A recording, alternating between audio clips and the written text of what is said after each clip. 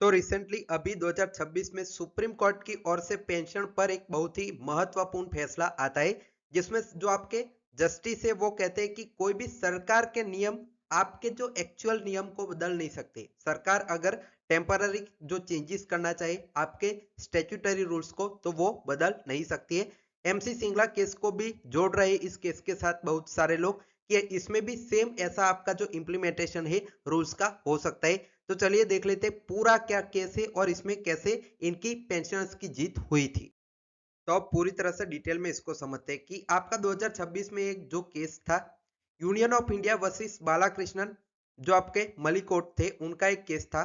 Connected appeals भी इसमें रखी गई थी। तो सुप्रीम कोर्ट में हाल में इसका जो फैसला है वो सुनाया गया है। यह फैसला मुख्य रूप से डिफेंस सिक्योरिटी जो आपका कॉर्प्स है डीएससी, पूर्व सैनिकों की आपकी दूसरी पेंशन जो सेकंड सर्विस के बाद जो पेंशन मिलती है उससे रिलेटेड केंद्र सरकार में यहाँ पे जो केस है, सामने की पार्टी केंद्र सरकार थी और ये आपके पेंशनर्स इंडिविजुअल थे, इनकी लड़ाई थी। तो अब इसको विस्तार से थोड़ा समझते हैं। तो देखिए सबसे पहले आपका डिफेंस सिक्योरिटी कॉर्प्स आपके डीएससी क्या होता है कि आपके भारतीय सेना का एक यूनिट है, जिसमें आर्मी जो आर्मी के रिटायर जो सैनिक हो जाते हैं एयरफोर्स के या नेवी के, वो लोग दोबारा भर्ती किए जाते हैं। एक बार आपकी सर्विस खत्म होती है, रिटायर होते हैं, तो इनकी यहाँ पे भर्ती होती है। इसका काम यहाँ पे लड़ाई करना नहीं, बल्कि यहाँ पे मिलिट्री जो एस्टेब्लिशमेंट होते हैं उसकी सुरक्षा, जो आपकी एम्यूनिकेशन डिपॉजिट की सुरक्षा, कंटेनमेंट की, स्ट्रेटेजिक इंस्टॉलमेंट की रक्षा, ये सारी चीजें इनको करनी होती है। मतलब एक व्यक्ति अगर आर्मी में 17 से 20 साल सेवा करता है, उसके बाद उनको पेंशन है रिटायरमेंट पर मिल जाता है, उसके बाद वो दोबारा डीएससी जो मैंने बताया उसकी भर्ती में शामिल हो सकते हैं। तो जो ये बालाकृष्णन जी थे वो अब आपका फिर से भर्ती होते हैं। तो समस्या क्या हुई, तो देखिए पहली नौकरी उन्होंने 17 साल की, इसके बाद रिटायरमेंट, तो इनकी पेंशन मिली। फिर क्या हुआ कि 14 साल और 5 महीने दूसरी यहाँ पे जो है डीएससी की नौकरी के, और उनको पेंशन चाहिए थी, लेकिन जो सरकार है वो दे नहीं रही थी। लेकिन नियम कहता है कि 15 साल क्वालिफाइंग सर्विस होनी चाहिए, और उसके पास में 14 साल 5 महीने यानी 7 महीने कम, यह विवाद था। मतलब 15 साल उनके पूरे नहीं हो रहे थे, सिर्फ 14 साल और आपके जो है 5 महीने इन्होंने नौकरी की थी। तो मिनिमम क्वालिफाइंग सर्विस का रूल यहाँ पे फॉलो नहीं हो रहा है, ऐसा सरकार ने कहा। अब क्वालिफाइंग सर्विस क्या होती है, तो सरकारी नौकरी सर्विस जो आप करते हैं, तब जो कुछ यहाँ पे मिनिमम आपको इतने साल काम करेंगे तब पेंशन मिलता है, उसको मिनिमम क्वालिफाइंग सर्विस कहते हैं। तो इसे जो आपकी अगर आवश्यकता हुए पूरी नहीं हुई तो पेंशन यहाँ पे आपको नहीं मिलती, इस सर्विस के जो आपके रूल्स है उसके हिसाब से। अब आप लोग सीधा सोच रहे होंगे कि ये सर्विस के रूल्स फॉलो नहीं कर रही तो इनको पेंशन नहीं मिलनी चाहिए, लेकिन इसमें एक और ट्विस्ट है।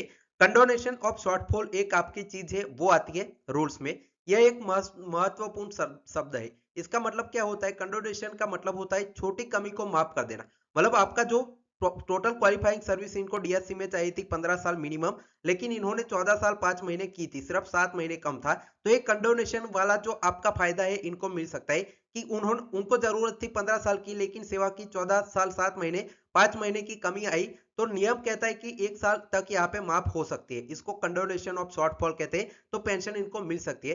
तो ये आपका जो है रूल में डिस्प्यूट हुआ कि आप जो सरकार कह रही थी 15 साल नहीं किए, लेकिन ये कंडोनेशन के हिसाब से 14 साल भी अगर करते 1 साल का इनको जो है राहत दी जा सकती है, इनको पेंशन इसके तर्ज पर मिलती है। सरकार कह रही थी कि ये इंडियन जो आपका यूनियन ऑफ इंडिया का तर्ज था कि डीएससी दूसरी बार भर्ती हुए हैं, तो दूसरी बार उनको 1 साल की जो छूट है कंडोनेशन की यहाँ पे जो है हम नहीं देंगे, पहली बार होता तो हम देंगे, ऐसा इन्होंने कहा। सरकार ने कई एडमिनिस्ट्रेटिव लेटर्स जारी किए जिनमें यह लाभ सीमित करने की कोशिश की गई। मतलब सरकार ने अलग से जो लेटर्स है अलग अलग बाहर पाड़े कि ये जो आपका है कंडोनेशन नहीं लागू होगा, इनको जो है पेंशन नहीं मिलेगी, ऐसे सरकार ने एडमिनिस्ट्रेटिव लेटर्स भी बाहर निकाले थे।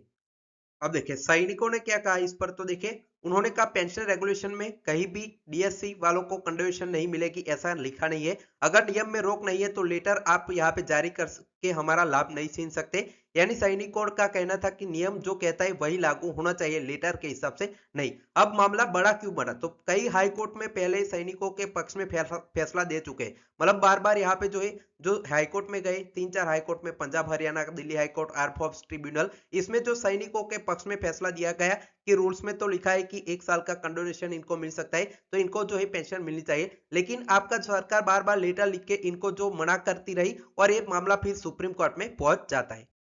अब देखिए सुप्रीम कोर्ट में क्या हुआ, यही फैसले का सबसे महत्वपूर्ण भाग है। कोर्ट ने कहा एग्जीक्यूटिव इंस्ट्रक्शन सरकारी पत्र पेंशन रेगुलेशन को बदल नहीं सकते।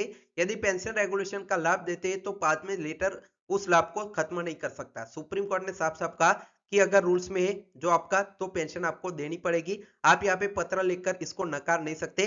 इसी लाइन को कंपेयर कर लेते हैं जो आपके बैंक के रिटाइज है वो एमसी सिंगला केस के कि रेगुलेशन में आपका बेसिक जो रेगुलेशन 35(1) का जो हिस्सा है क्लॉज है उसमें लिखा है कि basic pension additional pension shall be updated as per given formula in appendix 1। तो वो साफ साफ यहाँ पे लिखा हुआ है तो उसको सरकार मना नहीं कर सकती है। वो फन थियरी भी नहीं ला सकती है, वो रेगुलेशन नहीं है ये भी नहीं कह सकती है, रेगुलेशन में है और पेंशन अपडेशन इनको करना होगा। इसको यहाँ पे एमसी सिंगला केस के लेकर ऐसे कंपेयर कर रहे हैं। अब आगे भी मैं इसकी डिटेल्स थोड़ी देता हूँ। देखिए पेंशन रेगुलेशन कोर्ट ने मुख्य कौन से रेगुलेशन देखे तो pension regulation 1961, pension regulation 2008, government letter आपका जो 1987 का है वो सारी चीजें देखी गई। उनके अनुसार क्वालिफाइंग सर्विस की गणना की जानी चाहिए। उसके बाद 1 वर्ष या कमी यहाँ पे रह जाती है तो संबंधित प्रावधानों के तहत इनको कंडीशन पर यहाँ पे विचार किया जाएगा। मतलब 1 साल तक यहाँ पे कमी रहती है तो इनको जो है वो फायदा मिलना चाहिए पेंशन का, साफ साफ रेगुलेशन में लिखा हुआ था।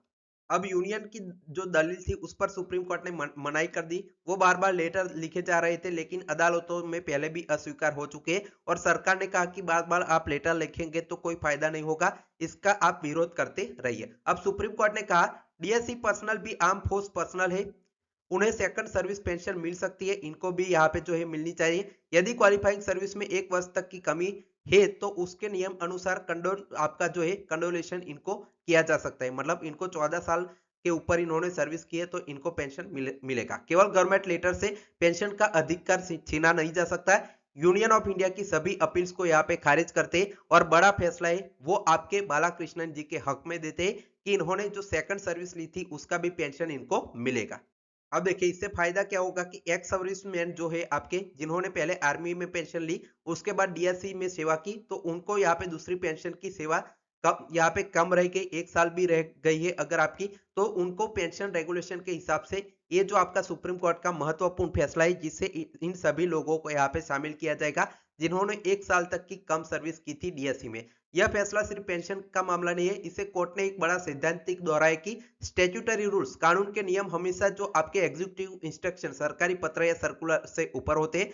सर्कुलर जारी सरकार कर सकते हैं, सर्कुलर कानून के खिलाफ नहीं हो सकता है, कानून में है तो सर्कुलर से यहाँ पे कानून को ठुकराया नहीं जा सकता है। तो ये बड़ी बात सुप्रीम कोर्ट ऑफ इंडिया ने यहाँ पे इस फैसले में दी थी। तो सेम आपका कानूनों में एमसी सिंगला केस में रेगुलेशन में लिखा हुआ है कि पेंशन ऑपरेशन होना चाहिए, बार बार होना चाहिए, तो सेम चीज यहाँ पे अप्लाई हो रही है। एमसी सिंगला केस में भी अप्लाई कर सकते हैं कि कानून में जो लिखा है वही हिसाब से सुप्रीम कोर्ट अपना फैसला है वो सुनाएगी। तो ये पूरी तरह से इस केसों को आपका बैंक रिटाइज का एमसी सिंगला केस को जोड़कर आप देख सकते हैं। इस पर अपनी राय कमेंट सेक्शन में हमें जरूर बताएगा। Final text पहुंचिंग।